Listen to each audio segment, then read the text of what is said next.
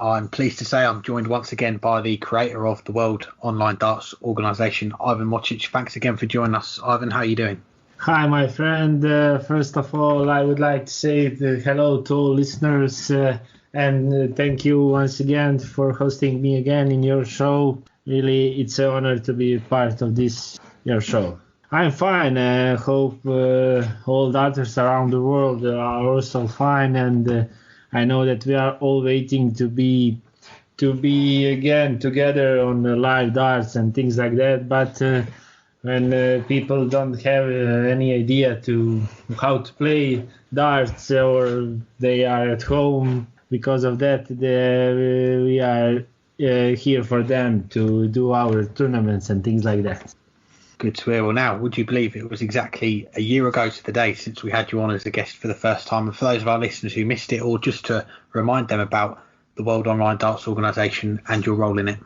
Yeah, it's more than a year when we start all this. It's really amazing experience, and I personally cannot believe that already is a year and 2-3 months when we start all of this.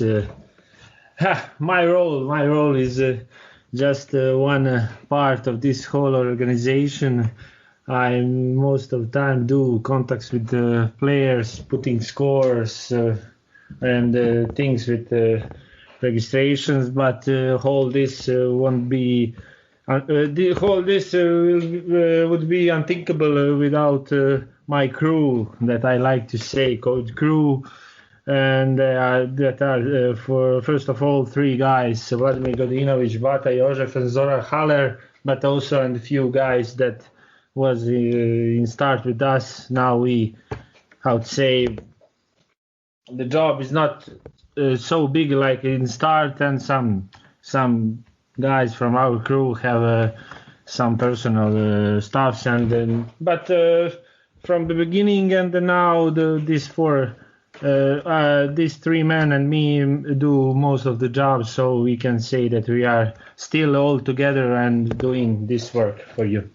Well, taking it back to the start of the organisation, it was born through the early months of the pandemic as the world shut down, and as you say, it's been running for over a year now. Online darts has really taken off in the last year or so. What's that experience been like running the whole thing? Oh, believe me, this experience is really incredibly good, and I have said many times I will try to keep this as much as we can, even when everything finally returns to normal, and that is something that we all hope to be soon as possible. But this time, this type of playing darts is something to make darts friendship around the world, and my personal experience with players around the world is something that I will remember all my life, and I hope someday in future see some of that people in some live tournament and drink a beer or something with them and speak about this what we do over the internet and things like that. So really this experience for me is all good. I didn't have some bad things about this, and really it's only about this I can speak with nice words, only that. When we last spoke, it was just after you'd put on your first World Championship, Dirk van Dijvenbode beating Scott Waits 15-12 in the final to win the title. A few months later, he makes the World Grand Prix final. How impressed have you been with how Dirk, your first World Champion, has kicked on in the PDC? Yeah, that was really something special, and player who is, and before that was a really good player, but after our World Championship he do some great results, and that is something really nice to see. But I also follow the matches of all the big PDC names with equal enthusiasm and support them when they play on the tour. Honestly, when any of them play, somehow to me is, I don't how to say, warm around the heart, and is indescribable feeling. Really, I'm happy to when I can say that these guys play with us, with some total amateurs around the world, and that is a thing that I for that is thing that I can't have the words to say thanks to them and Dirk and all other guys that play with us. That is something really amazing, and believe darters around the world will be thankful for them to them because of that.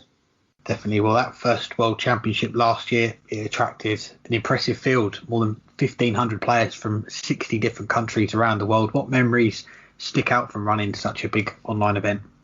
Yeah, running something like this is really amazing. I have to admit, it takes a lot of time and effort, but nice word and from players around the world is something that push all my crew all this time and give us a new strength again and again. And I can say I have only good memories, and it's a great pleasure to connect whole world in our tournaments and create darts friendships around the world. So running something like that, you say 1,500 players around 16 countries is something really amazing, and you connect all that players, different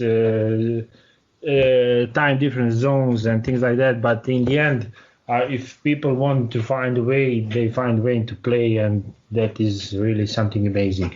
And after that, the organisation, you've put on the Champions League. Initially it was split into 10 different regions. How did that event go, and what events have you put on since we spoke in the last 12 months? Yes, after World Championship we organized our Voda COVID Crew Champions League, which was, like you said, group stage with 10 different regions around the world. Was really also one great experience that play, I think, 400 players around the world in I think that at least 3 months they play, and after that we have a final 64 tournament in the end, which winner was Chris Dobie. And after that we have some individual tournaments for our sponsors like Bull, Cell Style, Darts Point, Red Dragon, and things like that. And also that sponsors help us to create our another big project that also is behind us. It's our winter season COVID Crew, a series of 5 tournaments, each tournament for our one tournament for each tournament was sponsored by a special sponsor from us. One was from the Bulls, one from Health Style, one from Custom Made Darts and Gladiator Dartwear, one from Darts Point to Croatia, and one from Red Dragon. And after that we have top 16, and the final winner was Mercy Masande from South Africa. And now we are on World Championship, and after this, who knows what will be next. Yes, that's what I was going to get onto. Your second World Championship gets underway on June the 7th, so next week, less than a week to go now. Sounds like the interest is still in there for online darts. I know the world is slowly getting back to normal, but for a lot of places, in-person darts is still not possible. So with a week to go, how many entries have you had so far for this World Championship? Yeah, till today, I think we have already around 600 or 700 registered players around the world. I think it's logical that the interest in online darts has dropped a bit, but because we all, I would say, want to play live darts and things like that, and life is slowly back to normal, thank God. But also I have admit that the numbers are still quite large, and that a lot of people will continue to use this way of playing as a good training with darts players from all over the world. So I think that our numbers are still great, and for me it's amazing. Most of people tell me to don't do this because we'll be around 200-300 players, but believe me, these numbers think again will be around 1,000 or something like that. I hope maybe 100-200 smaller, but I think in the end will be very quality and quantity tournament for players around the world, because we in this year have many big names from last year and some new names. So I think for amateur players around the world, this is a really nice opportunity to maybe match up with some PDC name and have memory for whole life. Yeah, absolutely. You mentioned the PDC names. I touched on the two players that got to last year's final. They're both tour card holders on the PDC. You also had Chris Dobey, Luke Humphreys, among others. Can you tell us some of the big names who have entered so far for this year?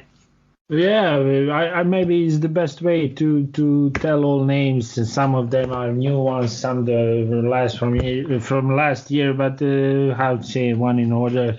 Our champion Dick Van Duijvenbode, Chris Dobey, Jermaine Waitmena, Luke Humphreys, Ricky Evans, Ryan Searle, Kim Hybergs, Andy Bolton, Jelle Klassen, Scott Waits, Mike De Decker, Kevin Lung, Kieran Tian, Robbie John Rodriguez, Daniel Larsson, Gordon Graham Mathers, Richie Edhouse, Gary Blades, Eddie Lovely, Louis Williams, Boris Koltsov, Gerd De Vos, Jose Justicia, Michael Rastovic, Lukas Venig, Pero Ljubic, Florian Campbell, Lorenzo Pronk, Patrick Van den Boegaard, Nico Kurz, Kevin Munch. There is a long list. Merci Masande, like I said, winter season champion. Matt Campbell, Jim Long from Canada, John O'Shea, Nitin Sharad Kumar from India. Did I forget somebody? Richard Wenstra, Francois Schwein, Dragutin Pechniak, John Williams Jones, Benjamin Prattnemer, Danny Van Tripe, Brian Raman, Lawrence Silligan and Leon Maligram, also from Philippines, but they have some internet connection problems, so we will see will be with us. And I hope some also a few big names. I speak with them and they will connect me till the end of registrations. And I think a few more big names will be with us. But I think this list is really amazing, and I can't believe that all these players will play with us. It's really something amazing. Definitely, yeah. What a lineup you've got already, and the beauty of these events, as you say, they are open to anyone to enter from anywhere around the world. So when do entries close, and how can our listeners enter if they want to have a go? Yeah, this is open tournament. It's free for all, and the way of registration is we have some links that we share around Facebook page, but also they connect me or some from my crew personally, or over the Instagram or Facebook. That is the way we do all our tournaments, and think that is that is all something simple and for all, and that's the way we take registrations all our tournaments. The final is penciled in for Sunday the 4th of July. The PDC rules means that tour card holders can't be involved in streaming games, but what are the plans for any coverage of the event? Will we see some games streamed where possible? Of course, we will cover this event as much as possible as we can with the live stream. Unfortunately, the PDC rule is still in force that we cannot broadcast player matches with the PDC Tour card, but even without that, we will have many great matches that we will live stream on our YouTube channel and in our Facebook group. So definitely we will have really good streams and something that people will have to look. And lastly, going forward, what have you got lined up for after this World Championship? Could we see it become an annual event, even if things return to normal when they do? Yes, after this World Championship, certainly we will continue with our tournaments and some leagues. I see definitely in plan have to repeat our World Champions League. Is certainly our next big project, but there will be also many types of tournaments in arrangement with our sponsors. So I promise you that we will continue with our work and help dart players around the world to have good training and meet a lot of people around the world. That is something that motivates us and give us strength, like I said, to continue doing this. That's great to hear. Well, Ivan, it's always nice to catch up with you. Keep up the great work that you're doing in the world of online darts, and we'll be following the Online World Championship to see who comes out on top. We're looking forward to seeing how it all plays out.